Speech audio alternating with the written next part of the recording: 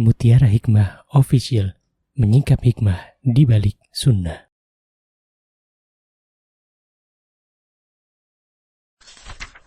Salurkan donasi terbaik Anda untuk mendukung dakwah Mutiara Hikmah Official.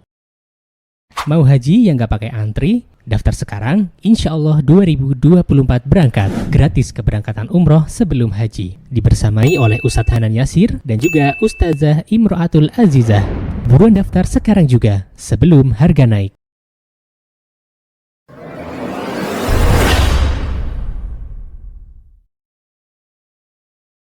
Baik ibu-ibu yang saya cintai, hari ini kita akan membahas tentang sebuah tema yang mana ada di kitab Adabul Mufrad, yakni hadis ke 629 ya, kalau di buku hitam di halaman 377.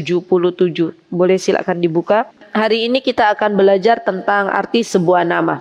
Ya, baik. Ketahuilah ibu-ibu yang saya cintai karena Allah, di dalam Islam itu nama adalah sesuatu yang sangat-sangat berharga. Bahkan di dalam Islam itu diatur sedemikian rupa kapan seorang ayah memberikan nama kepada bayinya. Jadi dalam Islam diatur bahwa hendaklah orang tua memberikan nama kepada bayi-bayinya ketika usia bayi ini 7 hari. Kalaulah tidak bisa 7 hari maka pada hari ke-14. Kalau tidak bisa ke hari 14 dibarengi yaitu pada hari ke-21. Dan yang berhak memberikan nama di dalam Islam adalah ayah. Ya, jadi ibu-ibu kalau mau memberikan nama kepada anak-anak, jangan sampai kita hanya memberikan nama sesuai dengan apa yang kita mau. Tapi tetap kita harus berkomunikasi dengan suami kita, karena di antara yang berhak untuk memberikan nama adalah ayah dari bayi itu sendiri. Ya, biasanya kan setiap orang tua tuh pengen punya nama sendiri-sendiri untuk anaknya ya. Maka biasanya orang Indonesia karena nggak nemu kesepakatan antara ayah dan bundanya, namanya disambung-sambung. Ya. Apalagi yang urun rembuk nama itu kakeknya. Kata kakeknya, tolong bayinya namanya Aisyah. Ya. Yang satu lagi namanya siapa? Misalnya Solihah gitu ya. Ibunya bilang pengennya Maryam, jadi namanya Aisyah Solihah Maryam gitu ya. Masya Allah, karena nggak nemu kesepakatan. Padahal nama itu ahsannya lebih baik namanya pendek, namanya satu kata saja. Baru nanti belakangnya itu ada nama ayahnya. Ya, jadi itu nama seperti nama Nabi kita Muhammad SAW, beliau namanya Muhammad. Kalau di dalam Al-Quran disebutkan Ahmad. Ya, cukup namanya itu. Tapi kalau orang Indonesia, ibu-ibu kira-kira namanya pendek atau panjang? Panjang. Ya, kemarin saya ada teman tuh namanya sampai 7 suku kata gitu ya. Masya Allah. Saya kira kalau di paspor itu atau di KTP itu enggak cukup itu. Ya. Dan itulah orang kita, orang Indonesia itu senang namanya panjang-panjang. Baik. Nah, kemudian di antara adab dalam memberi nama ini penting banget nih. Karena nama ini pasti akan selalu ada setiap kali ada ibu yang hamil gitu kan. Setiap kali ada bayi yang lahir, pasti yang pertama kali dicari itu nama. Dan sudah tidak lagi asing bagi kami, saya sama suami itu sering dapat chat ya, Ustazah, Ustadz tolong dong urun rembuk nama buat bayi kami, insya Allah nanti sebentar lagi ya istri saya lahiran gitu ya. Masya Allah. Dan memang subhanallah teman-teman, kita sebagai seorang ibu hendaklah tahu arti dari nama yang akan disematkan kepada bayi-bayi kita ya. Jadi jangan sampai kita tidak mengetahui arti dari sebuah nama, karena nama itu adalah doa ya. Dan kelak kita akan dipanggil di hari kiamat sesuai dengan nama kita di dunia. Kalau namanya adalah Ahmad, yaitu yang artinya adalah yang terpuji, maka kelak di akhirat disebut-sebut dengan nama Ahmad. Tapi kalau namanya nama yang buruk, misalnya siapa nama yang tidak baik artinya? Siapa Fir'aun gitu ya, misalnya kata Mbak Retno, maka nanti di akhirat dia akan disebut dengan nama Fir'aun. Ya, subhanallah. Atau misalnya namanya nar, gitu ya, api. Ya. Walaupun itu bahasa Arab, api, nar, wail. Wail itu adalah celaka. Ya. Maka jangan sampai keren-kerenan pakai bahasa Arab namanya wail, padahal artinya celaka. Ya. Dan kelak akan dipanggil di dunia dengan wailun, dan di akhirat pun dipanggil dengan wail. Nanti insya Allah kita akan juga membahas bahwa di antara yang diperbolehkan mengganti nama seseorang apabila artinya tidak baik. Ya, dulu Rasulullah SAW pun pernah mengganti nama istri beliau ya dengan nama yang lebih baik artinya. Karena memang nama itu subhanallah mengandung sebuah doa. Ya. Dan orang Arab mengatakan likulli ismin huwa nasibuh. Setiap nama yang disematkan kepada bayi-bayi itu punya nasibnya masing-masing. Maksudnya seperti apa? Misal contoh, ada orang tua menamai anaknya dengan nama Utsman. Contoh, dengan harapan bayi ini kelak nanti akan menjadi seseorang seperti Utsman bin Affan radhiyallahu anhu. Biasanya ia tumbuh menjadi anak yang mulai dermawan.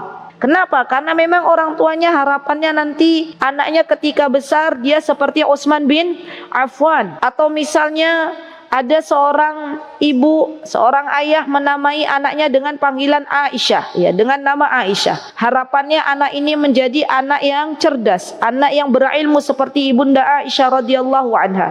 Dan kita melihat, subhanallah, saya melihat beberapa nama yang disematkan ya dengan nama Aisyah itu, masya Allah, ya atas izin Allah, ya baik itu orang Arab maupun orang Indonesia, rata-rata atas izin Allah mereka unggul di dalam bidang keilmuan, masya Allah. Jadi memang nama itu punya nasib masing-masing. Bagaimana orang tua menamai anaknya, maka itulah harapan dan doa dari kedua orang tua. Jadi subhanallah ya, kalau ada pepatah mengatakan atau ada orang mengatakan apalah arti sebuah nama dalam Islam itu artinya luar biasa ya. Bahkan di dalam Islam itu ada nama yang dicintai oleh Allah Subhanahu wa taala, ada nama yang tidak boleh kita pakai, ada nama yang disunahkan, ada nama yang dimakruhkan. Masya Allah. Ya begitu detailnya Islam mengatur. Ya. Dan kita akan belajar dari hadis yang ke-629, diantaranya bahwa hendaklah kita tasammu bi asma'il anbiya, memberikan nama anak-anak kita dengan nama-nama nabi. Ya. Dan hendaklah orang tua sebelum memberikan nama anak-anaknya dengan nama para nabi, hendaklah mengetahui dulu siapa nabi yang akan disematkan namanya nanti untuk anaknya. Contoh misalnya, orang tua ingin memberikan nama bayinya dengan nama Ibrahim, misal contoh dengan nama Nabi Ibrahim, namanya Ibrahim. Kenapa? Karena tahu orang tua paham bahwa Nabi Ibrahim adalah Khalilullah, adalah kekasihnya Allah. Nabi Ibrahim adalah orang yang sangat-sangat patuh kepada Allah Subhanahu wa taala. Bayangkan saja Bu, saking patuhnya Nabi Ibrahim kepada Allah Subhanahu wa taala, sampai-sampai kalau itu perintahnya dari Allah, beliau pasti melakukan walaupun harus meninggalkan istri dan anaknya di padang pasir di sebuah lembah yang tidak ada orang di dalamnya. Ya, karena patuhnya Nabi Ibrahim kepada Allah, meninggalkan Hajar dan Ismail di dalam lembah Ka'bah waktu itu ya, di sebuah tempat di mana tidak ada orang ya di dalamnya, subhanallah. Dan saking taatnya Nabi Ibrahim alaihissalam kepada Allah Subhanahu wa taala, ketika Allah menguji Nabi Ibrahim, diperintahkan untuk menyembelih anak yang dicintainya, yang didambakannya, yang dinanti-nantikannya, karena Nabi Ismail dan Nabi Ishak itu adalah dua anak yang memang mendapatkannya itu lama. Jadi Nabi Ibrahim diuji oleh Allah Azza wa Jalla untuk terus berdoa kepada Allah, tidak berputus asa ya, dengan meminta berdoa untuk diberikannya anak. Dan Allah Azza wa Jalla tahu ya bahwa Nabi Ibrahim adalah seorang hamba yang tidak berputus asa, yang selalu berdoa kepada Allah. Maka di sisa-sisa usia Nabi Ibrahim, ketika Nabi Ibrahim sudah tidak lagi muda, sudah lanjut usia, istrinya pun diprediksi mandul, Allah berikan kepadanya hadiah, yaitu buah hati Ismail dan Ishak dari istri yang berbeda. Ya, dari Hajar diberikan oleh Allah Ismail, dan dari Sarah Allah berikan kepada Nabi Ibrahim Ishak. Ya, masya Allah. Nah, kedua-duanya adalah nabi.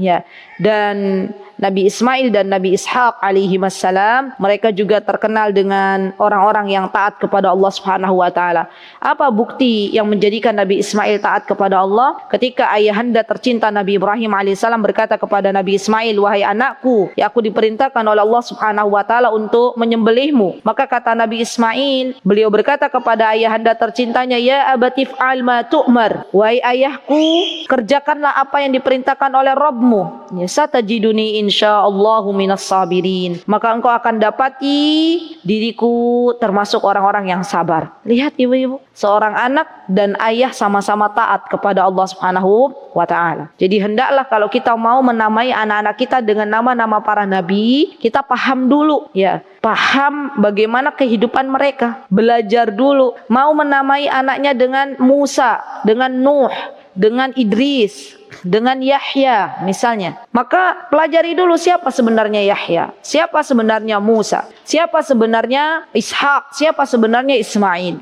baru kemudian kita berikan nama. Baik, kemudian yang kedua ya, berarti kaidahnya kalau bisa kita namai anak-anak kita dengan nama-nama para nabi ya. Yang kedua adalah di sini wa ahabbul asma'i ilallahi Abdullahi wa Abdurrahman. Ya, setelah kita menamai anak-anak kita dengan nama para nabi, maka yang kedua kita namai anak-anak kita dengan Abdullah dan Abdurrahman. Kenapa demikian? Karena ternyata nama Abdullah dan Abdurrahman itu adalah nama yang dicintai oleh Allah Subhanahu wa taala.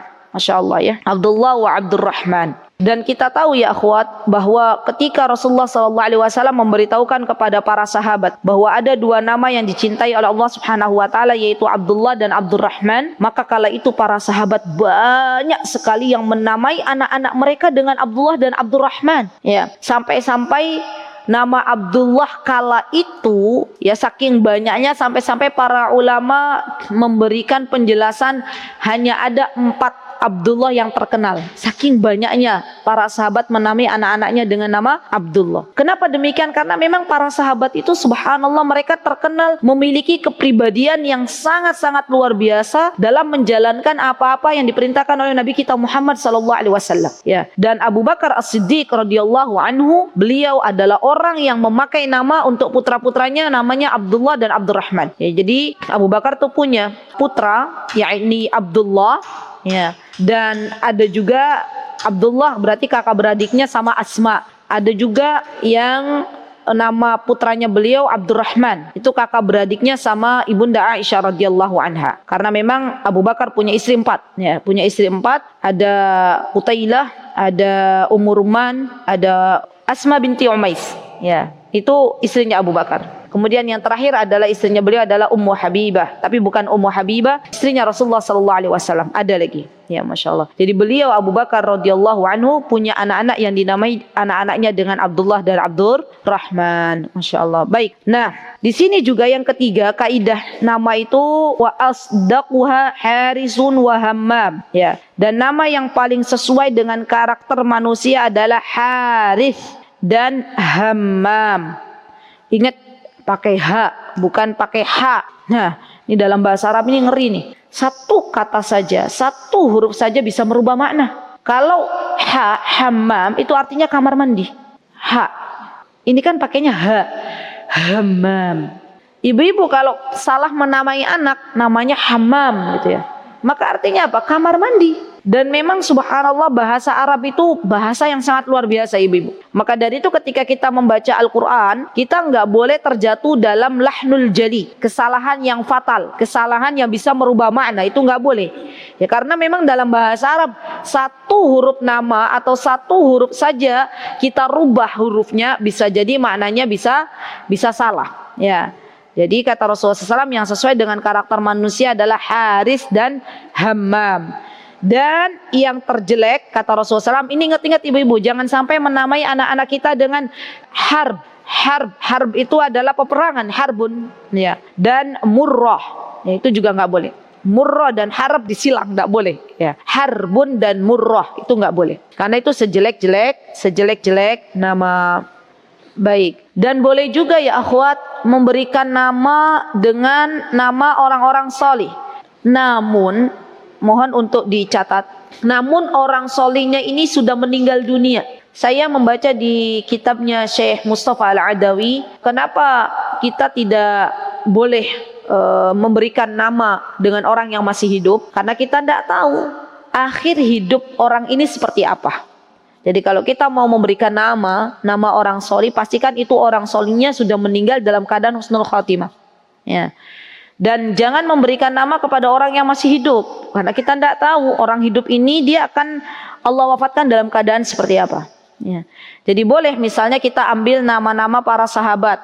Ya, misalnya namanya tadi Umar, Utsman, Ali, Abbas, misalnya pamannya Rasulullah Hamzah, misalnya, atau siapa pamannya Rasulullah SAW, Ja'far, misalnya, boleh ya. Atau kita pun misalnya mengambil nama-nama para sahabiyah, ya, ibunda Ummahatul Mukminin namanya Khadijah juga boleh, atau Aisyah, Safiyah, Maimunah, ya, siapa lagi? Hafsah, Juwairiyah, Ummu Salamah, itu juga boleh. Itu isinya Nabi kita Muhammad sallallahu alaihi wasallam. Dan setiap dari para sahabiyah itu subhanallah nama-nama mereka adalah mulia, ya. Bahkan untuk sekelas Asma, ya, kalau di Indonesia itu kan Asma nama sebuah penyakit ya, asma gitu kan ya. Padahal nama Asma itu dalam bahasa Arab itu artinya adalah tinggi, al-ulu. Asma itu artinya tinggi, bagus, mulia. Ya, dan kalau kita menamakan anak kita dengan Asma, ya, berharap agar anak-anak kita menjadi seperti Asma, putrinya Abu Bakar As-Siddiq radhiyallahu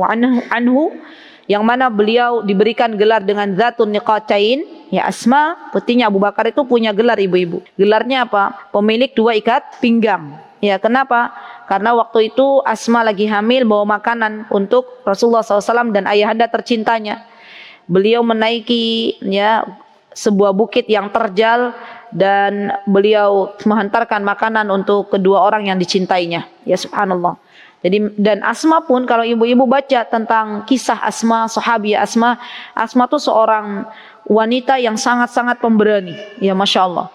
Anaknya sekelas Zubair, sekelas Abdullah, itu dididik, sekelas Urwah, itu dididik dengan benar-benar menjadi anak-anak yang pemberani. Sampai-sampai saya masih ingat betul ya, sejarah tuh bagus ibu-ibu, sejarah tuh dipelajari. Ketika anaknya Asma, ya, harus melawan Hajjaj bin Yusuf, ya, ketika itu dia datang kepada ibunda tercintanya, maka kata Asma, wahai putraku, janganlah kau menjadi orang pengecut, ya, lepaskanlah baju besimu, ya, engkau bertarung dengan seorang yang harusnya gentleman gitu ya. Masya Allah, itu Asma luar biasa. Jadi beliau seorang ibu yang memberikan motivasi yang sangat luar biasa kepada anak-anaknya. Baca lagi kisahnya Asma. Ya, Masya Allah. Baik, jadi boleh memberikan nama anak-anak kita dengan para orang-orang solih, diantaranya para sahabi, para sahabat, para sahabiah, para sahabiah, dan juga istri Nabi kita Muhammad SAW. Ada berapa istrinya Rasulullah ya akhwat? Berapa? Istrinya Rasulullah SAW 11. Ya, itu yang disepakati oleh ulama. Ya. Dan ada yang masih ada perbedaan pendapat, yaitu Maria Al-Qibtiyah. Ya. Jadi istri-istri Rasulullah kita harus hafal. Ya. Dimulai dari ibunda Khadijah sampai ibunda Maimunah radhiyallahu anhunna jami'an. Baik.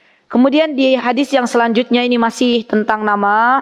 Jabir berkata, "Wulida li rajulin minna ghulam, fasammahul Qasim."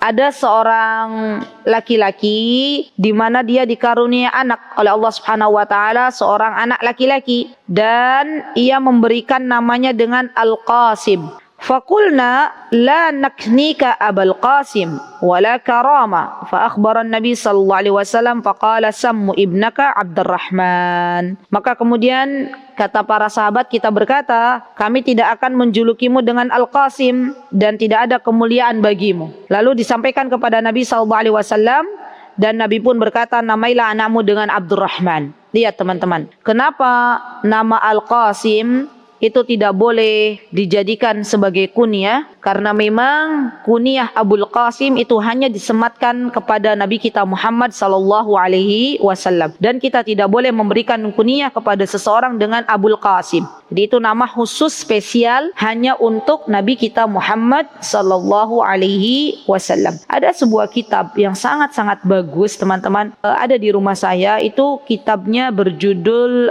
tentang kekhususan yang hanya dikhususkan untuk Nabi kita Muhammad SAW. Jadi antaranya Nabi kita Muhammad SAW boleh menikahi seorang wanita lebih dari 4. Misalnya ya, Nabi kita Muhammad SAW beliau memiliki kunyah yaitu Abul Qasim, dan istri-istri beliau tidak boleh dinikahi oleh para sahabat sepeninggal beliau misalnya. Yaitu diantara kekhususan untuk Nabi kita Muhammad SAW. Jadi perlu diketahui ibu-ibu, tidak boleh kita memberikan kunyah dengan Abul Qasim. Artinya kita pun tidak boleh menamai anak-anak dengan Qasim. Karena kalau kita menamai anak-anak kita dengan Qasim, maka bapaknya anak ini dipanggil dengan Abul Qasim. Ya. Kunyah itu apa? Ada yang mau bertanya nggak? Apa sih kunyah? Kunyah itu apa? Nama yang biasanya disandarkan kepada anak yang paling besar. Ya. Contoh misalnya Ummu Farah misalnya ya. Kenapa Ummu Farah? Karena anaknya namanya Farah. Ya, itu namanya kunyah. Atau misalnya Ummu Abdillah, ya Mbak Kiki. Kenapa? Karena anaknya adalah Abdullah. Atau misalnya saya kunyahnya dulu Ummu Yasir ya. Saya dulu kalau ada teman-teman tanya, mana Yasirnya? Yasirnya belum ada gitu ya, insya Allah. Mudah-mudahan nanti Yasirnya ada gitu. Jadi nama saya itu, kunyah saya Ummu Yasir itu adalah pemberian dari syekhoh. Ya. Dari syekhoh kami waktu kami di Yaman. Dulu kalau orang-orang sana, orang-orang Yaman itu mereka biasa memanggil orang-orang yang sudah menikah dengan kunyah. Ya, dengan kunyah. Walaupun belum punya anak. Ya. Ibunda Aisyah radhiyallahu anha, beliau punya kunyah. Siapa kunyahnya beliau? Ummu Abdillah. Ya kan? Apakah beliau punya anak Abdullah? Tidak. Ya. Jadi boleh kita memberikan kunyah kepada anak-anak kita, terutama yang sudah menikah, walaupun belum punya anak. Ya, itu boleh. Dan memang kebiasaan orang-orang Timur Tengah, kalau yang sudah menikah biasanya dipanggil dengan nama kunyahnya. Ya. Ketika itu saya bilang ke Syekho, kata Syekho, kamu mau nama kunyah siapa? Saya bilang kepada beliau, saya pengen nama kunyah yang nggak pasaran. Karena kalau Ummu Muhammad, Ummu Abdillah, Ummu Abdurrahman itu banyak sekali di sana. Ya, maka kata beliau, mau nggak saya namain kamu dengan nama Ummu Yasir? Saya bilang, ya tidak apa-apa. Ya. Dan waktu itu memang belum ada nama Ummu Yasir. Ya. Jadi kalau ada yang ketemu saya, mana Yasirnya? Saya bilang adanya Hamzah. Nanti insya Allah Yasirnya semoga nanti ada ya. Amin. Allahumma amin. Itu namanya kunyah. Jadi Abu, Ummu itu kunyah. Baik. Kemudian ya akhwat, ini Masya Allah cukup panjang pembahasan nama. Ya kita lanjut ke kitab dulu. Di sini diperbolehkannya mengganti nama. Diperbolehkannya mengganti nama kalau memang nama tersebut tidak baik dalam arti. Ya, kita bacakan dari Sahal. Ia berkata, Utiya bil Mundhir bin Abi Usaid ila Nabi sallallahu alaihi wasallam hina wulid. Ketika lahir Al-Mundhir bin Abi Usaid dibawa kepada Nabi kita Muhammad sallallahu alaihi wasallam. Fawada'ahu ala fakhidhihi. Subhanallah. Dan Rasulullah SAW itu seorang yang sangat sayang kepada bayi-bayi. Jadi banyak zaman dulu kala para sahabat itu kalau mereka diberikan rizki anak-anak, rizki bayi, biasanya mereka langsung membawa kepada Rasulullah SAW. Ada yang mereka mengatakan, ya Rasulullah tolong berikan nama untuk bayiku. Ada yang mengatakan, ya Rasulullah tolong tahnik bayiku. Ya, dia boleh. Tahnik tahu, teman-teman tahnik tahu? Apa itu tahnik? Tahnik itu memasukkan kurma yang sudah dilembutkan. Hati-hati dalam memanai tahnik. Jadi memang kurmanya harus dilembutkan. Jangan sampai hanya sebatas definisinya memasukkan kurma saja. Nanti kurma ajwa yang sebesar ini dimasukkan ya. Ketelk ya. Jadi memang harus dilumatkan. Nah zaman dulu kala para sahabat itu biasa membawa bayi-bayi mereka setelah lahir ke dunia ini ke hadapan Nabi kita Muhammad SAW. Mereka ada yang meminta nama kepada Rasulullah SAW. Ada yang meminta ditahnik. Jadi kurma itu dilumatkan di mulut Nabi kita Muhammad SAW. Kemudian baru setelah lembut dilepehkan dan dimasukkan ya ke mulut bayi tersebut. Ya. Dan ini mereka berharap atas keberkahan dari Allah Subhanahu wa taala. Ya. Baik, kemudian di sini ya akhwat, didudukkanlah bayi kecil Mundhir bin Abi Usaid wa Abu Usaid jalisun. Kemudian Abu Usaid duduk di samping Nabi kita Muhammad sallallahu alaihi wasallam. Falahan Nabi sallallahu alaihi wasallam bi syai'in baina yadayhi. Maka kemudian ya Rasulullah sallallahu alaihi wasallam mengambil bayi tersebut ya, dan mengatakan fa amara Abu Usaid bibni fahtumila min fakhdin Nabi sallallahu alaihi wasallam. Saya baca semuanya dulu. Fastafaqan Nabi sallallahu alaihi wasallam faqala aina as-sabi? Faqala Abu Usaid qala ibnahu ya Rasulullah. Qala masmuhu? Qala fulan. Qala la, lakin ismuhu al-Mundhir. Fasammahu yawma idzin al-Mundhir. Ya. Nah, ketika itu Rasulullah SAW mengatakan siapa namanya, maka bapaknya menyebut fulan. Dan ini tidak boleh ya, namain anak itu dengan nama. Dan ada kisah waktu itu saya pernah dapat ya, ada orang namain anaknya di KTP namanya nama. Itu saking bingungnya ya. Mau namain siapa? Dan orang Indonesia itu lucu-lucu. Ada yang lahirnya Idul Fitri namanya Fitri. Ada yang lahirnya Ramadan namanya Ramadan, ya kan? Ada yang lahirnya di waktu asar namanya asar. Ya, subhanallah. Coba lihat ibu-ibu. Namanya kan lucu-lucu ya. Dan subhanallah orang Indonesia juga terkadang saking bingungnya cari nama, kadang namain dengan nama Jawa tapi nggak paham maknanya. Ya. Ada loh nama-nama Jawa yang dia juga dipahami maknanya. Contoh misalnya siapa? Ada adik saya itu namanya adik ipar, namanya Wening. Saya tanya kepada ibu mertua saya, apa toh Jidah artinya Wening? Katanya artinya bening. Oh, ya. Jadi coba ibu-ibu tahu nggak namanya ibu-ibu artinya apa? Hah? Tahu? Artinya tahu? Mbak Retno apa artinya? Oh, Retno tuh kalem. Bahasa apa itu? Bahasa Jawa. Oh, saya malah baru tahu. Retno itu artinya kalem. Ya, alhamdulillah. Tepat, Mbak Retno orangnya kalem juga. Masya Allah. Ya. Nah, jadi memang harus kita tahu namanya. Masya Allah. Baik. Nah, jadi Rasulullah SAW waktu itu ketika Abu Usaid ya menamakan anaknya dengan Fulan, maka Rasulullah SAW mengatakan ganti namanya, jangan Fulan, jangan namanya ya nama. Fulan itu adalah sebutan bagi orang yang tidak diketahui. Ya. Jadi kalau kita mau bilang siapa Fulana, siapa Fulan, itu sebenarnya bukan nama. Ya, kalau orang Indonesia siapa namanya nama, gitu ya. Siapa namanya Pak? Nama. Kan nanti malah jadi berselisih besok ya. Bisa dibayangkan dah Bu, pas ditilang polisi itu loh. Siapa namanya Pak? Nama gitu ya, dikiranya main-mainan padahal memang namanya nama. Nih, jadi Rasulullah SAW menamakan anak ini yang tadinya belum diberi nama seorang, kemudian Rasulullah SAW menamai anak dengan Munzir ya. Begitu pula boleh teman-teman kita merubah makna kalau memang maknanya tidak baik. Kemudian di sini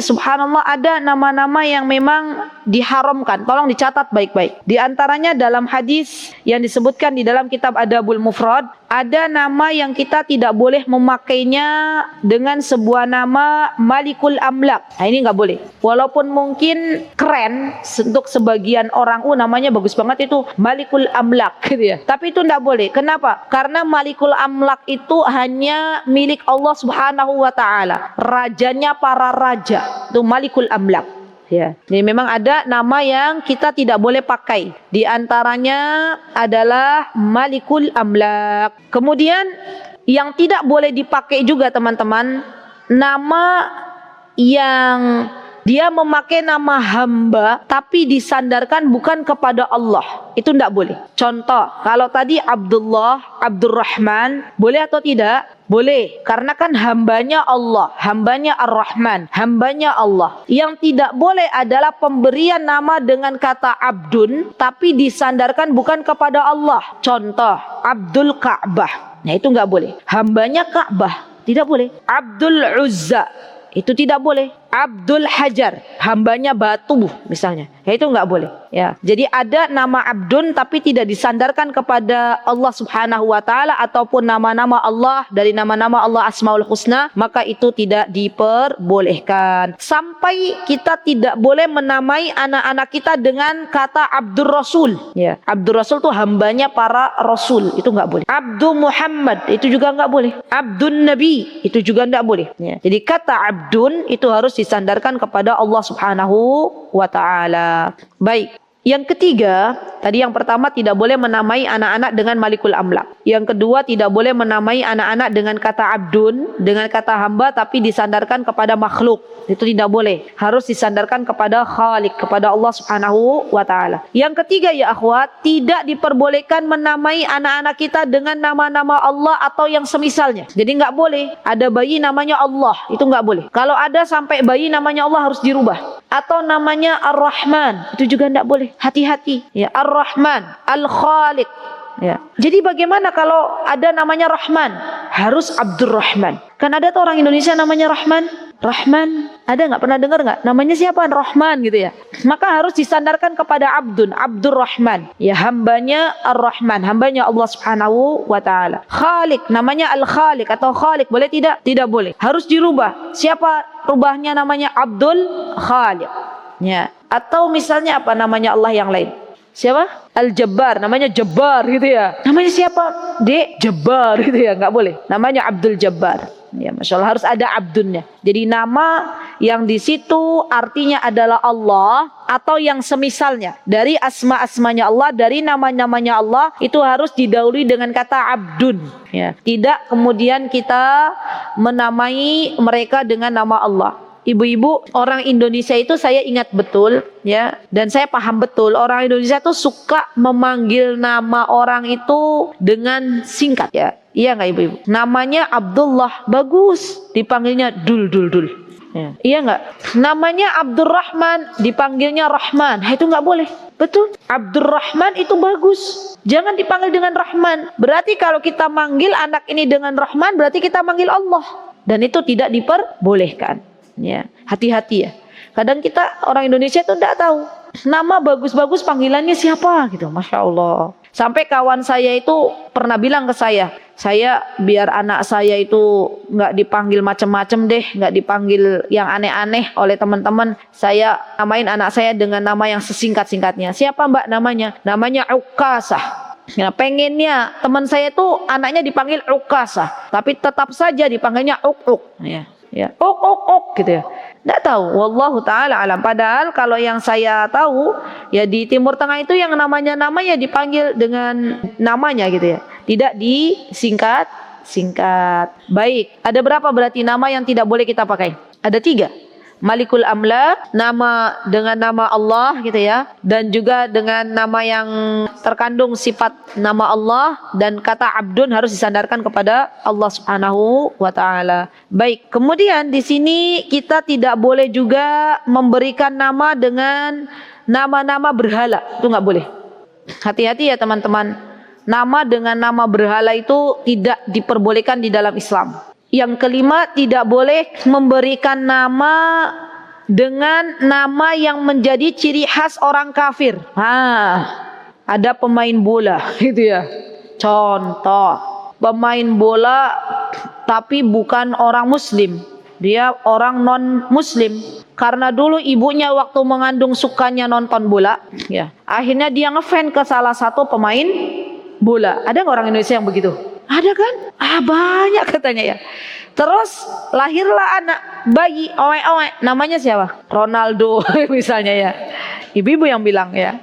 Padahal itu nama orang kafir ya. Atau nama apa biasanya? Baretno biasanya apa? Nama yang jadi ciri khas orang Islam kan Muhammad gitu ya. Kalau orang kafir apa? Tahu enggak?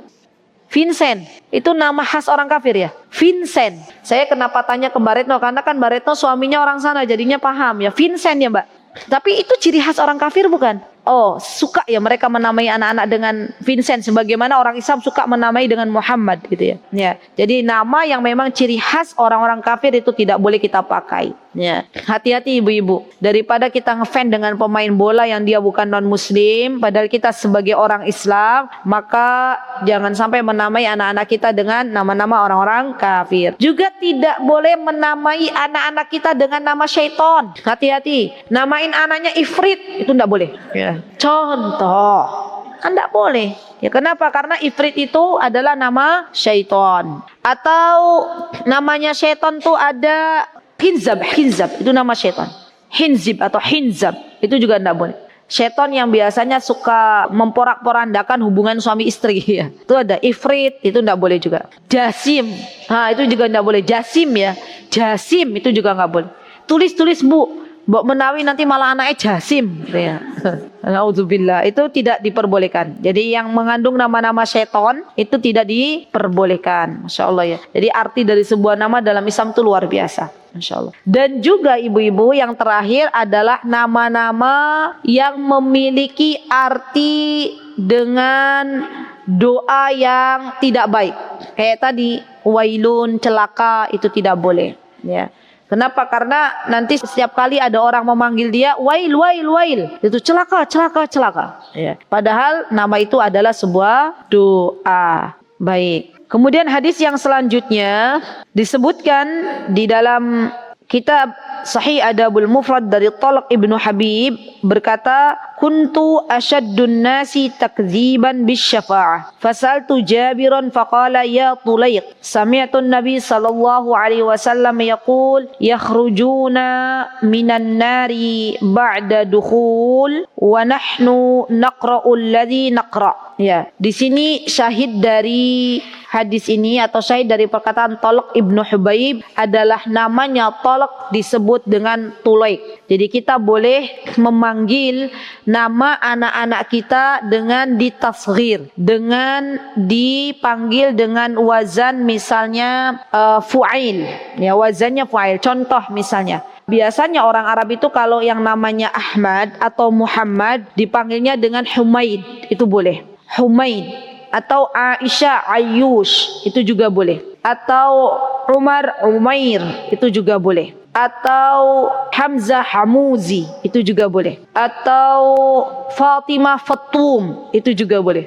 Dan mereka, teman-teman, kalau memanggil orang yang mereka sayangi, biasanya mereka memanggil dengan nama-nama yang ditasghir, nama-nama yang memakai wazan fu'ail. Dan ini ada kisahnya, yaitu kisahnya Talq ibnu Hubaib dipanggil dengan kata di sini Tulayq, ya. Dan dibolehkan untuk memanggil panggilan dengan nama ditasghir. Namun kalau kita tidak bisa wazannya, ya, ini Ahmad jadi apa, Aisyah jadi apa, daripada kita manggilnya asal-asalan, lebih baik kita manggil dengan namanya, ya. Dan saya beritahu ini karena memang orang-orang Timur Tengah yang pernah saya tahu, baik itu orang Saudi ataupun orang Yaman, biasanya mereka memanggil anak-anak mereka dengan nama-nama sayangnya, ya. Seperti tadi Fatimah panggilan dengan Fatum, Aisyah dengan Ayyush, Muhammad dengan kata Humaid, yaitu boleh. Hamudi dengan kata Hamudi, dan itu diperbolehkan. Baik, kita lanjut ya akhwat. Di sini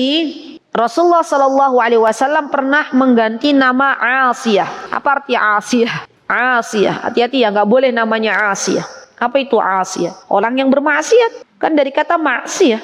Kalau di buku hitam nih orang yang durhaka. Ya sama aja, Asiyah itu orang yang bermaksiat. Maka Rasulullah SAW mengganti nama Asiyah ini dengan Jamilah. Apa arti Jamilah? Cantik, bagus, ya. Jadi ibu-ibu, di antara nama yang tidak diperbolehkan adalah Asiyah. Artinya adalah orang yang bermaksiat, ya. Jadi tadi kita harus mengganti nama-nama yang tidak baik artinya. Seperti tadi Wailun, Asiyah, atau siapa lagi ibu-ibu yang artinya namanya jelek itu misalnya apa? Kalau tadi Asiyah kan tidak boleh ya. Talih itu juga tidak boleh. Talih itu lawan dari salih. Kan kalau salih itu orang yang Allah perbaiki hidupnya gitu, salih. Orang yang disalihkan oleh Allah. Maka lawannya salih itu talih, pakai to, itu tidak boleh. Talih. Hati-hati ya. To sama so sudah beda huruf, beda makna. Ya. Salih itu lawannya talih. Maka kita tidak boleh menamai anak-anak kita dengan talih. Ada lagi yang dia punya makna buruk, apa misalnya? Wailun, Asiyah, Talih, atau siapa lagi? Dalam bahasa Arab, Narun, itu tidak boleh. Apa lagi misalnya? Zani, itu juga nggak boleh. Zaniyah, itu juga nggak boleh. Sarik, Sarikoh, itu juga nggak boleh. Artinya apa? Zani yang berzina, orang yang berzina zani. Zaniyah, orang yang berzina dari kalangan wanita. Sarik, pencuri, ya. Sarikoh, pencuri dari kalangan wanita. Jadi kalau namain anak pakai bahasa Arab, mbok yo ditanya dulu bu, artine nopo, gitu ya. Jangan asal namain anak dengan bahasa Arab. Baik, nama-nama yang seperti tadi tidak boleh dipakai. Baik. Kemudian di sini disebutkan, subhanallah, ini banyak sekali ya. Dari Muhammad ibnu Amru ibnu Atha, ia berkata, annahu dakhala ala Zainab binti Abi Salamah, bahwa ia pernah menemui Zainab putrinya Abu Salamah. Masya Allah ya. Ibu-ibu tahu nggak sih arti Zainab? Ada kan anak ibu-ibu Cung yang punya anak Zainab? Saya nggak punya. Cung, ibu-ibu nggak ada di sini? Dari sekian banyak ibu-ibu nggak ada yang namain anaknya Zainab? Nggak ada. Zainab itu isinya Rasulullah SAW. Bahkan Rasulullah punya istri namanya Zainab ada berapa? Ibu-ibu, sudah lama kan kita belajar sirah ya? Berapa nama isinya Rasulullah yang bernama Zainab? Ada berapa orang? 2. Siapa saja? Zainab binti Huzaimah dan Zainab binti Jahsh. Bahkan Rasulullah SAW sendiri memiliki seorang putri yang dinamai dengan Zainab. Ya. Apa sih arti Zainab? Zainab itu, Bu, artinya dia itu nama sebuah benda. Saya pernah baca di kitab Lisanul Arab itu Zainab itu artinya sebuah hal. Kalau orang Arab bilangnya sebuah bunga yang dia diartikan sebagai bunga yang dia harum kalau dicium, enak kalau dipandang. Wah, Masya Allah. Bagus namanya. Artinya bagus. Zainab itu. Zainab ya. Makanya para sahabat juga banyak yang menamai anak-anak mereka dengan nama Zainab. Ya. Baik, bahwa ia pernah menemui Zainab putrinya Abu Salamah. Fasa'alathu an ismi ukhtin lahu indah. Maka Zainab bertanya kepadanya mengenai nama saudarinya. Faqultu ismuha Barrah. Ya, maka dia mengatakan namanya Barrah. Barrah itu artinya lepas, ya, Barrah. Qalat ghayyari ismaha. Maka ketika tahu namanya Barrah, maka diminta untuk dirubah namanya. Fa innan nabi sallallahu alaihi wasallam nakaha Zainab binti Jahash wa ismuha Barrah. Fa ghayyara ismuha ila Zainab. Jadi dulu Rasulullah SAW sebelum beliau menikahi ibunda Zainab binti Jahash, maka ternyata dulu namanya Zainab binti Jahash ini namanya Barrah, dan Rasulullah SAW mengganti nama Barrah ini kepada Zainab. Jadi boleh. Bahkan kalau ibu-ibu tahu ya, ada sebagian ustadz di tempat kita di Yogyakarta juga yang mengganti namanya, ya, dengan nama yang lebih indah maknanya, dan itu diperbolehkan. Tapi pastinya izin dulu ke orang tuanya ya, karena orang tua kan yang memberikan nama kepada kita. Ya, jadi boleh mengganti nama di tengah-tengah usia. Kenapa? Karena memang artinya tidak bagus. Ya, Masya Allah. Dan ibu-ibu coba PR pelajari sirah Zainab binti Jahash. Bagus banget ya. Beliau itu seorang wanita yang sangat dermawan. Pelajari sirah Zainab binti Jahash. Me time-nya ibu-ibu nanti hari Sabtu Ahad ya. Belajar sirahnya Zainab binti Jahash. Baik. Fadakhala ala ummi Salamah hina tazawwajuha wasmi Barrah. Fasamiyaha tad'uni Barrah. Faqala la tuzakku anfusakum fa innallaha wa a'lamu bil barra minkunna wal fajira. Samaituha Zainab.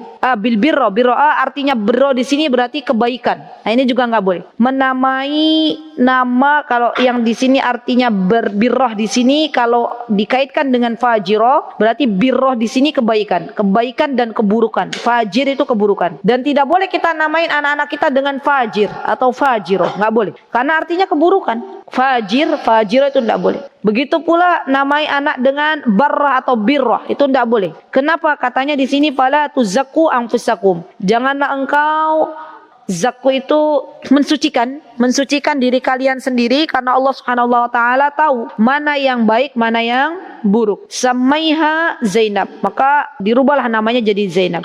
Faqalat fahiya Zainab. Faqultu laha sammi. Faqalat ghayyaruhu ila ma ghayyara ilai Rasulullah SAW fasammaha Zainab. Ya, jadi diperbolehkannya merubah nama dengan nama yang lebih indah. Ya, baik. Kemudian ya akhwat, di sini ada seorang yang pergi ke hadapan Rasulullah SAW dan biasanya dia dipanggil dengan kata syihab. Ini juga tidak boleh. Syihab itu artinya percikan api, maka tidak boleh. Tolong ditulis ya akhwat, nama-nama yang tidak boleh, itu penting.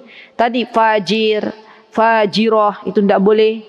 Syihab itu juga nggak boleh. Kenapa? Karena arti dari syihab itu percikan api. Kemudian Rasulullah SAW ketika datang seorang syihab, artinya adalah percikan api, maka beliau mengganti dengan kata Hisham. Masya Allah, Hisham boleh. Hisham itu boleh. Zainab itu boleh. Jadi ada nama-nama yang memang pernah diganti oleh Rasulullah SAW dengan nama-nama yang lebih bagus. Di antaranya tadi Barrah diganti dengan Zainab, Syihab diganti dengan Hisham. Baik. Kemudian Mut'i berkata, Sami'tun Nabi sallallahu alaihi wasallam yaqulu yauma fathi Makkah. Saya mendengar Rasulullah sallallahu alaihi wasallam berkata ketika penaklukan kota Mekah. Ya akhwat, Fathu Makkah terjadi pada tahun berapa Hijriyah? Fathu Makkah terjadi pada tahun berapa Hijriyah? 8 Hijriyah. Dicatat, 8 Hijriyah itu adalah tahun penaklukan kota Mekah. Apa sih arti penaklukan kota Mekah? Mekah dikuasai oleh kaum muslimin. Ya, bahkan orang-orang yang ada di kota Mekah kala itu berbondong-bondong untuk masuk ke dalam Islam. Ya, Masya Allah. Dan itu terjadi pada tahun ke-8 Hijriyah. Nah, ketika Rasulullah SAW beliau menaklukkan kota Mekah, maka beliau berkata, la yuqtal Quraisyun sabran ba'dal yaum ila yaumil qiyamah. Beliau mengatakan orang Quraisy tidak akan dibunuh sesudah hari ini dalam keadaan teraniaya sampai hari kiamat. Maksudnya kenapa ya akhwat? Saya akan jelaskan. Jadi Rasulullah SAW itu adalah orang yang tahu balas budi. Beliau tahu balas budi. Masya Allah ya. Beliau paham bahwa beliau itu orang yang pernah ditolong oleh orang-orang Quraisy, dan beliau pun lahir dari suku Quraisy, dan orang-orang Quraisy ini termasuk orang yang berjasa untuk memberikan makanan kepada para jamaah haji. Jadi terkenal keluarganya Rasulullah SAW itu terkenal orang yang memuliakan jamaah haji. Dulu kakeknya Rasulullah SAW yang bernama siapa? Kakeknya Rasulullah SAW, jangan sampai tertukar dengan nama pamannya. Siapa kakeknya beliau?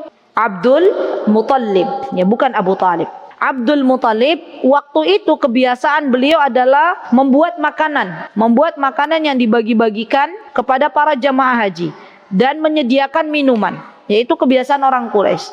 Maka dari itu orang-orang Quraisy kala itu menjadi orang yang sangat disegani oleh para penduduk kota Mekah. Ya. Dan Allah Subhanahu wa taala tidak salah memilih Quraisy untuk nasabnya Nabi kita Muhammad SAW. Karena memang dulu Quraisy itu termasuk dari kalangan bangsawan, ya, dari kalangan orang yang terpandang, ya. Nabi kita Muhammad SAW dilahirkan dari kalangan orang terpandang saja masih banyak yang mengejek, ya.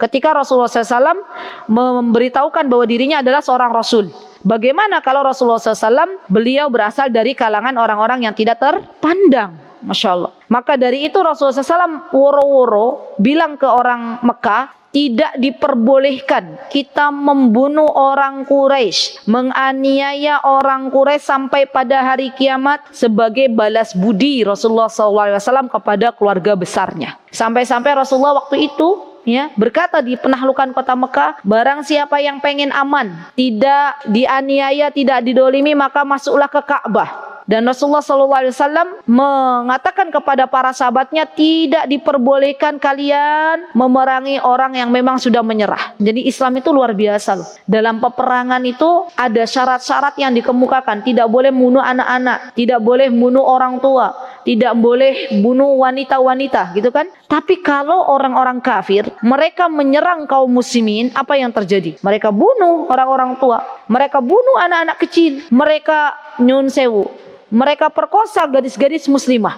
Ya, lihat, Islam begitu luar biasanya memuliakan kaum wanita. Islam begitu memuliakan orang-orang yang sudah lansia, sampai Rasulullah SAW tahu berbalas budi terhadap sukunya, yaitu suku Quraisy. Maka kata beliau, falam yudrikil Islam ahadun min usa Quraisy ghairi muti', karena ismuhu al-asa, fasamahu Nabi SAW muti'an. Maka kata Rasulullah SAW, hendaklah orang Quraisy yang bernama As itu adalah orang yang bermaksiat, Asin itu orang bermaksiat, hendaklah merubah namanya menjadi Muti'. Muti' itu orang yang taat, kalau tidak mau didolimi.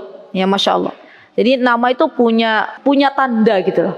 Jadi kalau orang Quraisy yang dia menamai namanya, mereka ganti dari kata Asin itu adalah orang yang bermaksiat dengan kata Muti', maka dia aman. Masya Allah, ya, Masya Allah. Baik, kemudian di sini Rasulullah SAW pernah memanggil ibunda Aisyah dengan kata ya Aish, ya Aish. Hadza Jibril, kata Rasulullah SAW, wahai Aisyah. Ini panggilan ibunda Aisyah itu adalah Aish. Ini adalah Jibril. Yaqra'u alaikis salam. Jibril menyampaikan salam kepadamu. Masya Allah ya ibu-ibu. Ibu-ibu pernah nggak dapat salam dari Jibril? Pernah nggak? Nggak pernah dapat salamnya dari suami, katanya gitu ya. Jadi ibunda Aisyah itu Masya Allah ya, dapat salam dari Jibril. Masya Allah. Qalat faqultu wa alaihi salam wa rahmatullah. Maka ibunda Aisyah mengatakan wa alaihi salam wa rahmatullah, dibalas. Jadi ibu-ibu kalau ada yang nitip salam dibalas. Kan biasanya ada tau, ada salam dari temanku misalnya, dibalas alaiki wa alaihi salam, ya. Seperti ibunda Aisyah mengatakan wa alaihi salam wa rahmatullah wa barakatuh. Qalat wa huwa yara ma la ara, wa fi riwayatin tara ma la ara, turidu bidzalika Rasulullah sallallahu alaihi wasallam. Jadi memang Jibril itu melihat sesuatu yang memang tidak bisa kita lihat, ya. Baik, Masya Allah. Kemudian di sini ya akhwat, tidak boleh juga menamai anak dengan kata zahm. Zahm itu nggak boleh. Zahm itu nggak boleh. Kenapa? Karena arti dari zahm itu penuh. Zahmun. Maka waktu itu Rasulullah SAW mengganti namanya dengan kata Bashir.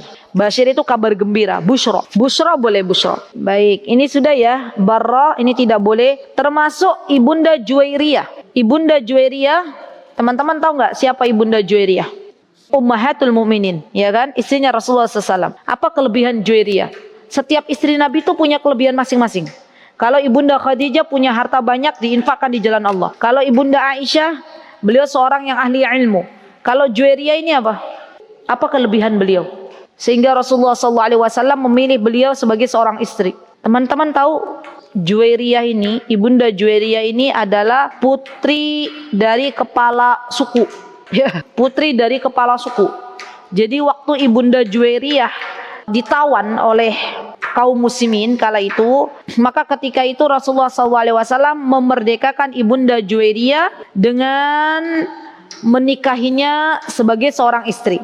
Dan ketika Juwairiyah masuk Islam, maka banyak dari sukunya Juwairiyah yang kala itu membenci Rasulullah SAW masuk Islam. Maka Rasulullah SAW ketika itu memuji Ibunda Juwairiyah dengan mengatakan, engkau adalah wanita yang membawa barakah bagi kaummu. Ya, Masya Allah. Jadi dengan masuk Islamnya Ibunda Juwairiyah dan dengan dinikahinya Ibunda Juwairiyah oleh Rasulullah SAW, maka banyak dari kaum-kaum ayahnya yang dulu benci kepada Rasulullah SAW akhirnya masuk Islam. Masya Allah. Jadi Ibunda Juwairiyah ini termasuk orang yang Masya Allah membawa barakah untuk kaumnya. Dan dulu namanya Barrah. Arti Barrah di sini dikatakan adalah orang yang baik. Dan kita tidak boleh memberikan pensucian diri kepada diri kita masing-masing. Ini nih teman-teman, ada nama-nama yang makruh. Coba ditulis. Tadi kan ada yang nama yang haram, ada nama yang dianjurkan. Terakhir adalah nama yang makruh. Ini nggak boleh. Siapa nama yang makruh? Berarti makruh itu tidak berdosa kalau dipakai, tapi lebih baik ditinggalkan. Siapa contohnya? Jadi ada nama yang tadi dianjurkan siapa? Abdullah, Abdurrahman, nama para nabi gitu ya. Kemudian nama yang diharamkan nama-nama berhala, nama-nama Allah. Sekarang yang terakhir adalah nama-nama yang dimakruhkan. Siapa di antaranya?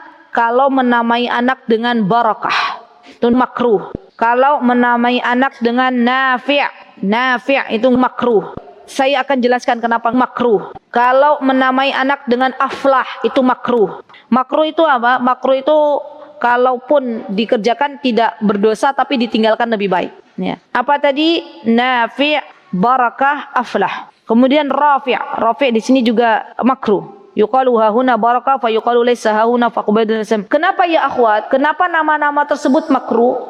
Karena begini. Kalau misalnya ada orang namanya Aflah. Aflah itu artinya apa sih? Apa arti nama Aflah? Falah. Beruntung. Ya qad aflahal mu'minun, ya kan? Aflah itu kan artinya beruntung. Kemudian misalnya ada orang manggil, "Aina Aflah?" Mana Aflah? Mana keberuntungan? Pas Aflahnya enggak ada. Dianya enggak ada. Maka temannya bilang, "Aflah ghair mujud." Aflah enggak ada. Berarti temannya tuh bilang bahwa keberuntungan tidak ada. Maka dimakruhkan nama Aflah. Sama, kata Nafi'. Nafi' itu artinya apa sih? Manfaat. Ya, kenapa makruh menamai anak dengan Nafi'? Karena kalau dipanggil, "Aina Nafi'?" Mana Nafi'? Mana Nafi' yang bermanfaat itu? Pas Nafi'nya enggak ada. Kan temannya bilang, "Nafi' ghairu mawjud." Nafi' enggak ada. Berarti dia secara tidak sengaja mengatakan Nafi' kebermanfaatan tidak ada. Itu ya. Jadi illah kenapa tidak diperbolehkan menamai anak-anak dengan kata-kata seperti itu, karena memang nanti kalau dia tidak ada maka itu akan menimbulkan sebuah doa yang tidak baik. Kemudian ini ada juga nih teman-teman, sebaliknya ada yang dimakruhkan tadi ya, Rafi', Aflah, Nafi', satu lagi barakah, itu juga nggak boleh. Juga Yasar itu nggak boleh. Yasar, kenapa? Kemudahan, itu nggak boleh. Kenapa? Karena kalau dipanggil Yasar, aina Yasar, Yasar tidak ada gitu ya. Maka tidak ada kemudahan. Ribhun juga nggak boleh. Ini bawahnya ada ribh itu nggak boleh. Ribhun itu keuntungan. Ribhun itu juga makruh. Rabah itu artinya keberuntungan. Aflah kemenangan. Jadi ada memang nama-nama yang dimakruhkan. Di antaranya adalah Rabah, itu makruh. Kenapa? Karena kalau pas dipanggil, aina Rabah gitu ya. Mana Rabah? Ada Rabahnya. Oh, dia ada keberuntungannya. Tapi kalau pas ada yang nyari, Aina rabah? Mana rabah? Rabahnya ghair mujud, tidak ada. Berarti keberuntungannya nggak ada. Maka ini dimakruhkan. Rabah atau ribhun itu juga makruh. Baik. Juga tidak makruh namanya hazn. Teman-teman, tolong ditulis huzn. Huzn itu tidak boleh. Apa sih arti huzn? Sedih. Takutnya nanti anaknya sedih terus. Ya. Huzn. Hazanun. Hazn. Itu tidak boleh. Jadi kita itu kalau mau menamai anak pakai nama-nama Nabi atau arti yang baik. Huzn itu tidak boleh. Baik. Kenapa? Nih, teman-teman, saya akan baca hadisnya bahwa tidak boleh menamai anak dengan huzn. Ini real ada ya, nyata ya. Jadi ada seseorang yang dulu pada zaman Rasulullah SAW namanya hazn. Hazn itu sedih ya. Maka kata beliau, ketika Rasulullah SAW mengatakan rubah nama anakmu, bapaknya nggak mau merubah nama anaknya. Maka kata bapaknya sejak saat itu anaknya selalu mendapatkan kesulitan. Ya. Jadi subhanallah, nama itu luar biasa ya. Huzn, sedih, ya, kesulitan itu nggak boleh. Ya, Sahl, namain anak dengan Sahl. Sahl itu mudah. Ya. Berarti usr juga nggak boleh. Usr itu artinya kesulitan. Baik, insya Allah cukup ya. Ini ya akhwat, nanti di buku Adabul Mufrad setelah ini pembahasan tentang syair. Tapi saya lewati ya, karena syair ini sepertinya kita orang Indonesia tidak banyak memakai. Ya, insya Allah nanti kita ambil yang lebih penting. Di antaranya di sini adalah insya Allah next judul selanjutnya adalah banyak bicara. Ya, nanti insya Allah saya berikan judul apa kira-kira judulnya. Nanti saya beritahu admin insya Allah taala. Baik, itu yang bisa saya sampaikan ya akhwat pada kesempatan yang berbahagia ini. Semoga kita bisa mempraktekannya dan kita bisa bermanfaat manakala ada orang yang meminta nama kepada kita. Ya, lihat nama siapakah ya arti dari nama tersebut, dan janganlah memakai nama-nama yang dilarang di dalam Islam. Wallahu taala alam. Aqulu qouli hadza wastaghfirullah li wa lakum wa akhiru da'wana alhamdulillahi rabbil alamin. Assalamualaikum warahmatullahi wabarakatuh. Mutiara Hikmah Official, menyingkap hikmah di balik sunnah.